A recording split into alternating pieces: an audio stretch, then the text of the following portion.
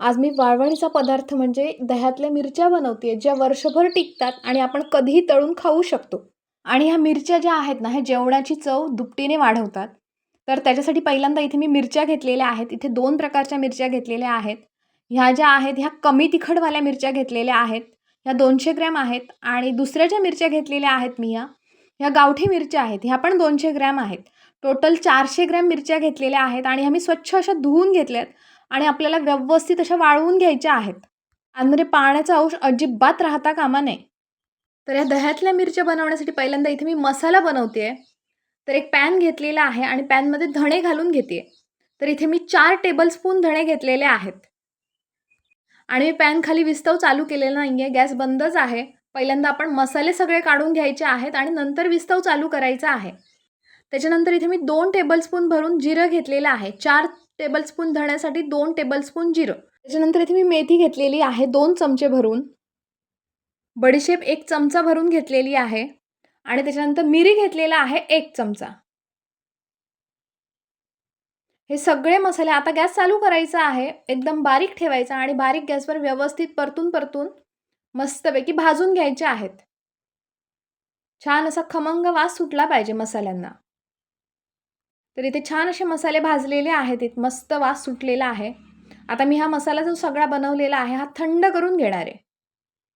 मिरच्या पण एकदम कोरड्या अशा झालेल्या आहेत. आपल्याला ह्या आता कापून घ्यायच्या आहेत.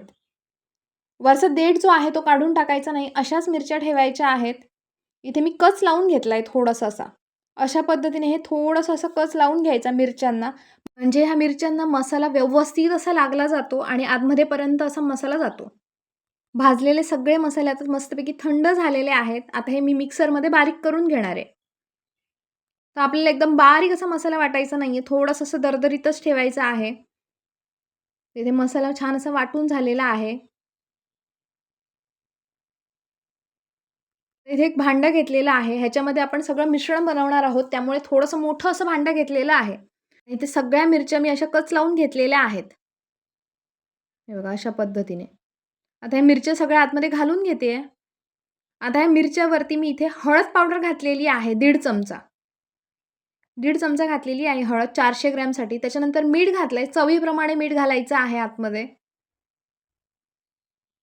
हिंग घातलेला आहे 1 चमचा भरून आणि सगळं व्यवस्थित असं पहिल्यांदा मिक्स करून घेते. म्हणजे मिरच्यांना कसं मीठ, मसाले हे व्यवस्थित असे लागतील. त्याच्यानंतर आता इथे मी दही घेतलेलं आहे. छान असं रात्री लावलेलं दही आहे. जास्त आंबटसं झालेलं नाही आहे. थोडंसं गोडसरच असं दही घेतलेलं आहे.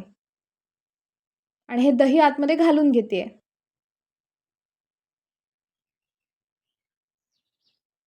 दही घालून व्यवस्थित असे मिक्स करून घेतलेलं आहे. दही ज्या प्रमाणामध्ये हवं त्या प्रमाणामध्ये आपण घालू शकतो. त्याच्यानंतर हा मसाला जो मी बनवलेला आहे, हा मसाला सगळा घालून घेते.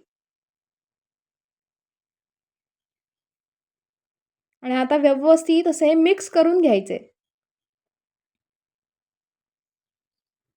मिरच्यांना हे सगळे जिन्नस व्यवस्थित असे लागलेले आहेत. थोडीशी चव घेऊन बघितलेली. थोडंसं मीठ कमी झालंय म्हणून थोडं मीठ घालून घेते आतमध्ये. ह्या मिरच्यांना मुरण्यासाठी कमीत कमी 2 तास बाजूला ठेवायचा. पण जास्तीत जास्त 8 ते 9 तास किंवा रात्रभर जर ठेवल्या ना झाकून तर खूप चांगलं होतं. छान अशा मुरल्या जातात. मसाला आतमध्येपर्यंत जातो.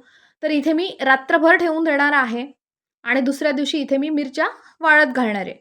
तर दुसऱ्या दिवशी सकाळी तुम्ही बघू शकताय छान अशा मुरलेल्या आहेत मिरच्या. घट्टसर असं झालेलं आहे बॅटर हे सगळं. या मिरच्या आता मी वाळत घालणार आहे. तर मी आता ताटामध्ये वाळत घालणार आहे.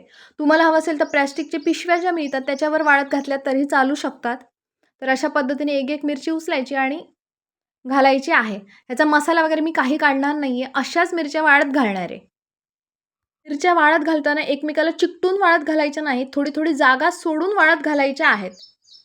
तर अशा इथे मी सगळ्या मिरच्या मांडून घेतलेल्या आहेत ताटात.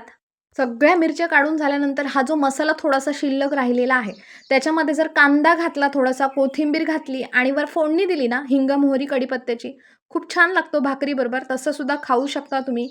इथे मस्तपैकी कडकडीत उन्हामध्ये 3 दिवस मी मिरच्या सुकवलेल्या आहेत. मस्त कुरकुरीत अशा झालेल्या आहेत.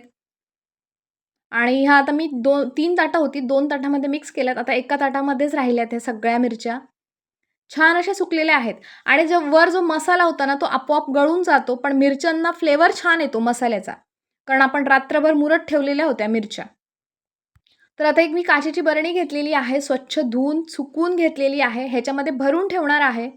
अशा बरणीमध्ये भरून ठेवल्या ना व्यवस्थित अशा, की छान वर्षभर राहतात. काहीही होत नाही या मिरच्यांना आणि आपल्याला ज्यावेळी हवे असतील, तेव्हा आपण काढून भाजू शकतो.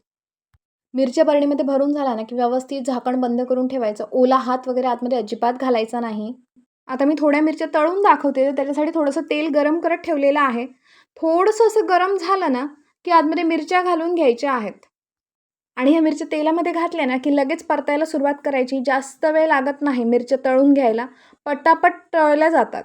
ह्या मिरच्या तळल्यानंतर ना, कलर जो आहे मिरच्यांचा एवढाच आला पाहिजे. जास्त रंग येता कामा नये. म्हणजे जास्त करपल्यासारख्या होता कामा नये. नाहीतर त्या कडवट लागणार.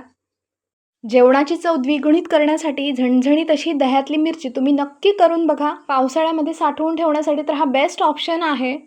ही मिरची ना आपण तोंडी लावण्यासाठी वापरू शकतो. त्याचबरोबर वरण भात, खिचडी किंवा दही भाताबरोबर तर खूप छान लागते.